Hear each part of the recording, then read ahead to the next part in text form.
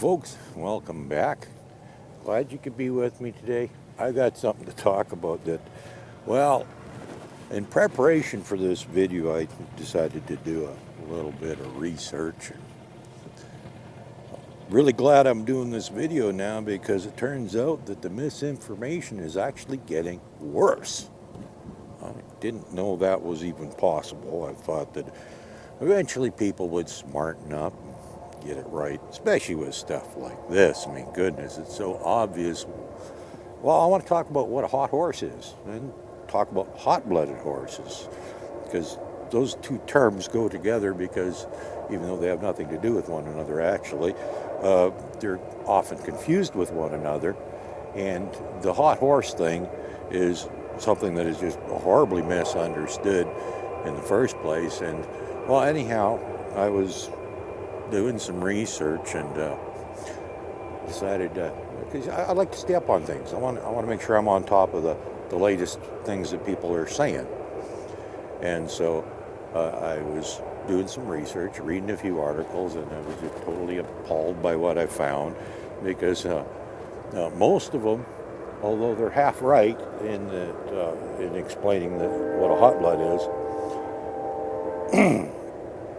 they also think that a hot-blooded horse has something to do with the temperament, which it absolutely does not. I'll get to that in a second. But the one that was totally absurd, and I've never even heard this one before, is one article that I read. They said that the hot blood, warm blood, and the cold blood actually has to do with body temperature, which I've never heard that one before. That was bizarre. When I read that one, I was like, really? And when I started realizing just how far off the wall things were getting on that topic, that was when I was convinced, yes, I definitely need to do another video on this subject. I did talk about this stuff years ago, but it's been a while. And, now some of you watching, you're going to know this stuff already. But an awful lot of you are going to believe the myths. Now, unfortunately, when it comes to myths about hot-blooded horses, I didn't know any of them for many years. I'd never heard of them. And it was a good thing, because the very first horse that I ever rode was half Arab, half thoroughbred. And those are the two most notorious hot-blooded horses. And everybody thinks that they're just nuts. Well, I get it. That combination was like the two craziest horses. I should not have ridden that. That was my beginner horse. And yet I didn't know anything about that. And she was an absolute doll. Even recently, not long ago, I was exercising a horse for a lady, and registered purebred Arab.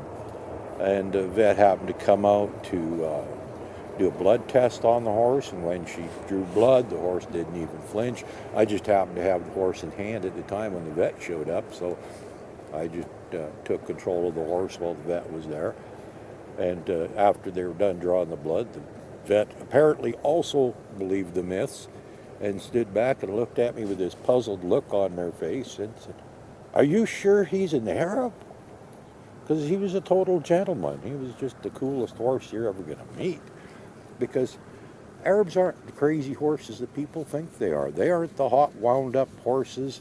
Because, well, in fact, although there is such a thing as hot-blooded, there is no such thing as a hot horse. But, well, I'll talk a bit in a minute about what I believe they are that people call hot horses. There really, truly isn't an actual, it's not a thing. It's basically inadequately trained, or more correctly, probably just a very worried horse would be a hot horse. And that is not surprising at all. If you don't do enough work with the horse to convince it that it doesn't need to be worried, it's going to be worried, and then it's going to be what is considered to be hot. Now, how that manifests itself, I'm going to explain, because it helps you understand this whole premise of a hot horse. And what a hot horse is a really antsy horse, high energy, doesn't want to stand still. And how that works is, in horses, part of their instinct is they protect themselves by running away from danger. That's how horses protect themselves.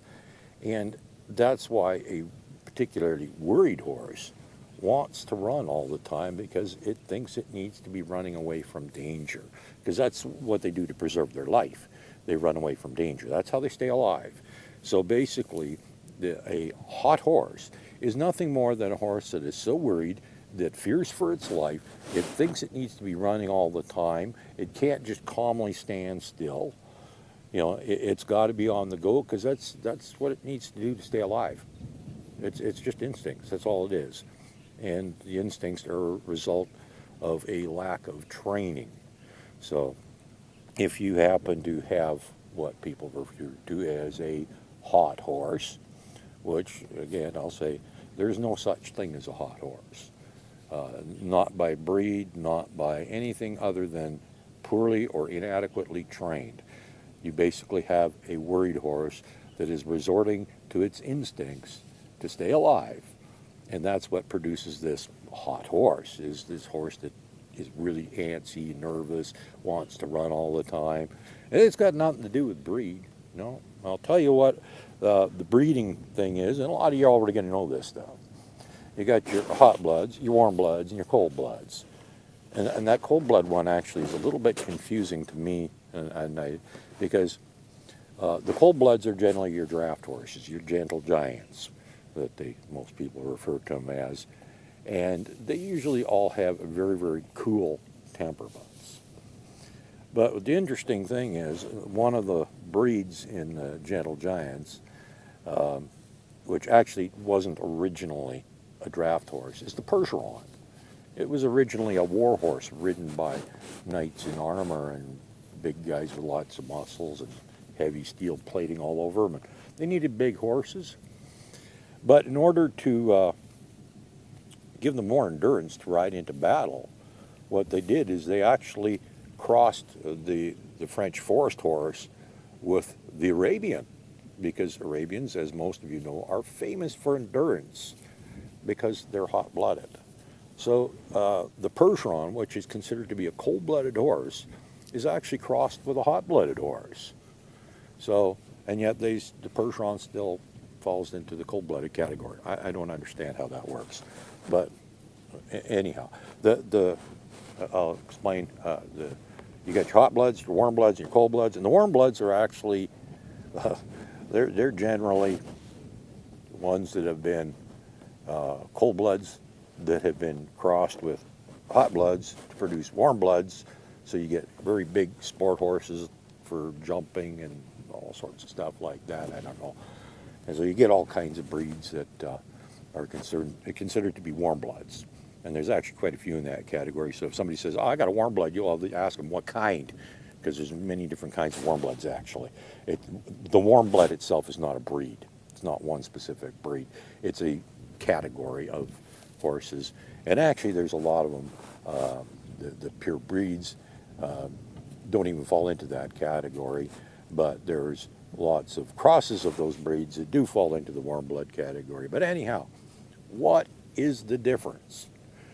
The difference is the blood's ability to carry oxygen to the muscles and therefore give the horse more endurance. And if it can carry more oxygen, it's referred to as a hot-blooded horse. And it has absolutely nothing to do with temperament. It has to do with physiological differences. And I can't remember, is it the white or the red? I think it's the red blood cells they got more of. Whichever ones carry the oxygen, anyhow. I'm not a friggin' doctor, but I did read about this. Hi, buddy. Oh, by the way, that is an active hot blood. That is a purebred thoroughbred, an active racehorse right in front of me here.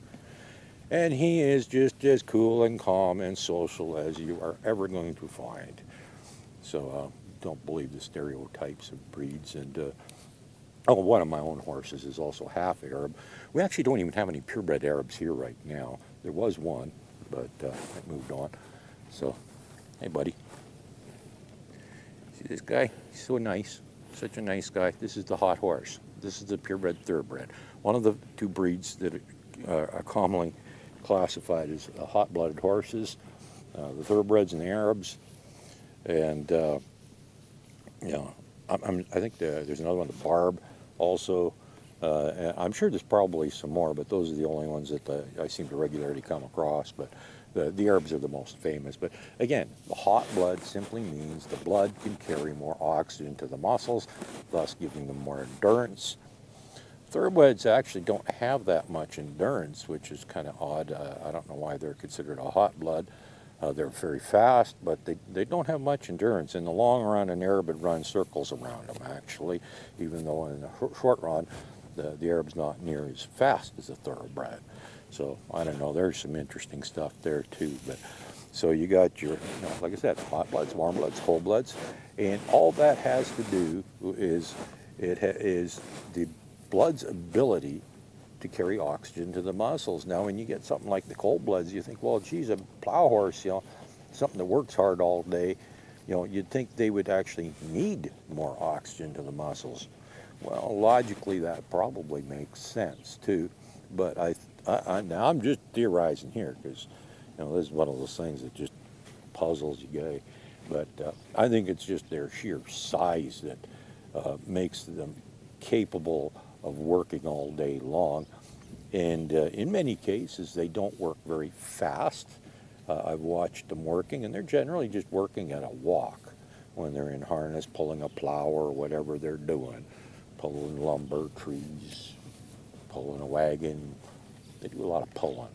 Anyhow, but it's generally just at a walk. They generally do not move very fast. I think that has a lot to do with it, and their sheer size.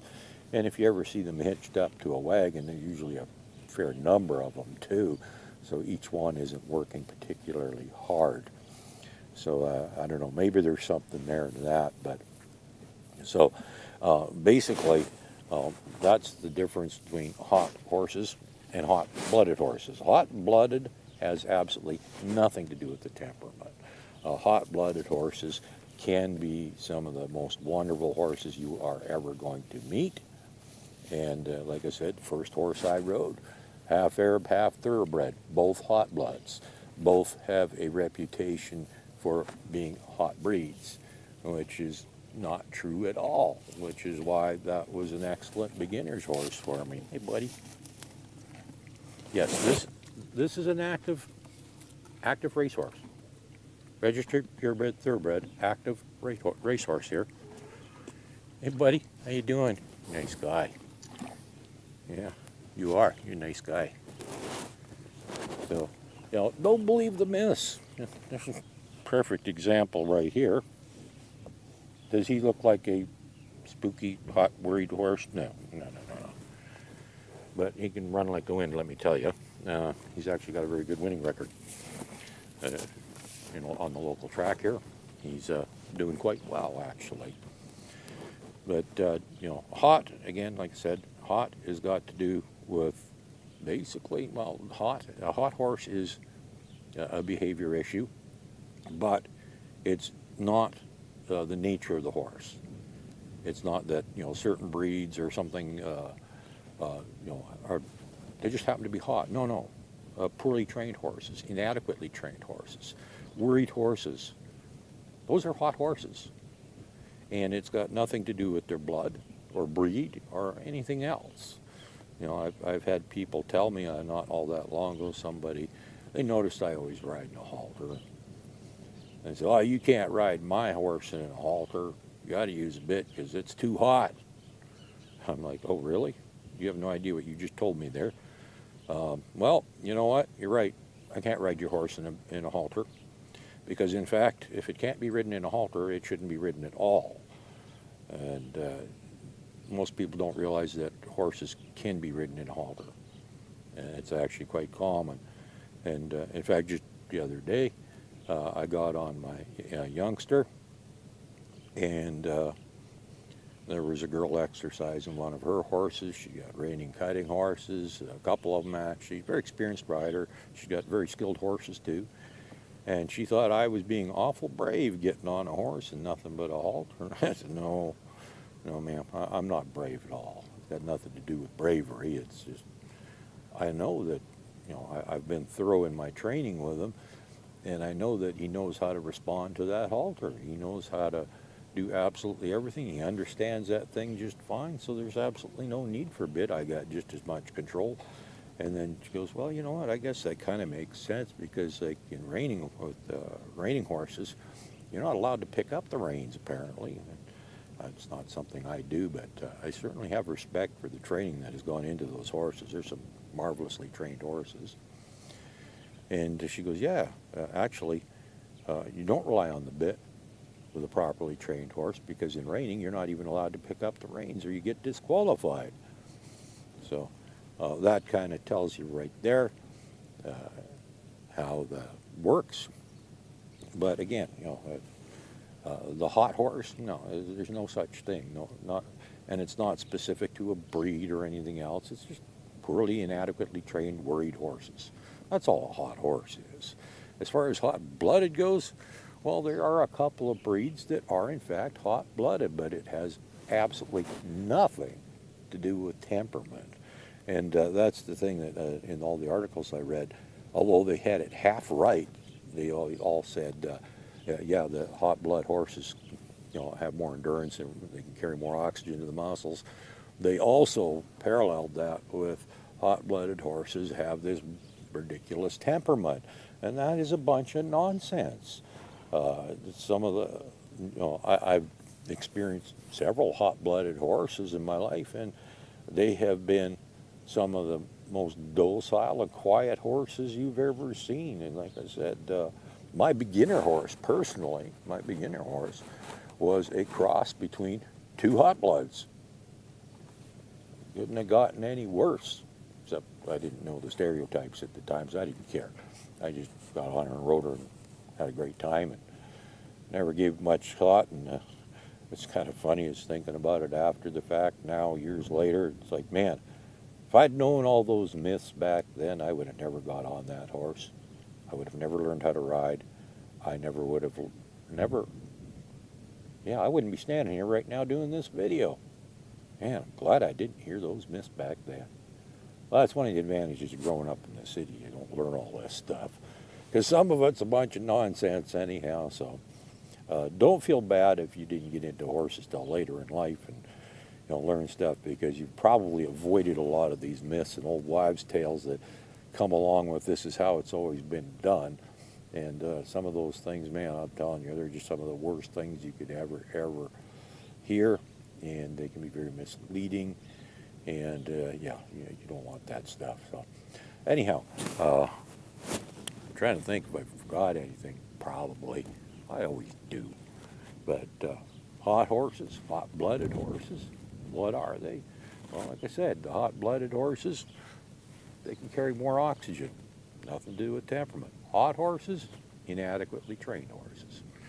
Not breed specific at all. It can be absolutely any horse that is not well trained. And where a lot of people actually get misled on this stuff, though, is because of the expectations we have of horses and how they're housed, how they're fed, how they're handled, and everything. We actually, a lot of people think about thoroughbreds as these really wild, nutty horses. And the fact is that most of the thoroughbreds that you see are the race horses that have been kept in very confined spaces, fed very hot diets, and are only half trained, because there's this concept in the race industry that horses that are closer to feral, as close to wild as possible, run faster, because they've already got it figured out that horses are basically running off of their instincts. And so a horse that is, in theory, a horse that is closer to feral will run faster. Well, that's what they think. So that's why you see these wild and nutty horses, because they're kept in confined spaces. They haven't been learned how to socialize. They're only half trained, and they're fed ridiculously hot diets. All of these things lead to behavioral issues, and so you end up with these hot horses. And it has nothing to do with breed. Thoroughbreds, well, as you see by that one back there, they're wonderful horses. Just well, in their breeding, I don't think I'd want one, just because they're prone to bad feet. Honest, it's in their breeding. Arabs, I think they're wonderful horses. They're very intelligent. They're very sensitive. they got a lot going for them, unfortunately. Like most breeds, they got their shortcomings too when it comes to health issues. There's certain things they're prone to, all because, well, awful lot of horses, pretty much every single breed out there has been overbred to the point where they all have their issues. So, well, you got to pick and choose which ones you're willing to take a chance on and live with. And like I said, Arabs, I've really taken a fancy to them over the years, and I really, really like them. I might get another one. Already looking at one these days. Oh, I don't need another horse. Anyhow, that's what a hot horse is. That's what a hot-blooded horse is. And don't be confused by all the many articles that are misleading and outrageous. Like they have different body temperatures. How ridiculous can you get? Anyhow, just thought I'd better talk about that one because that is one of the more predominant myths going around about horses and breeds. And I thought I'd clear that one up a bit. So have a good day and go out and play with your pony. Bye now.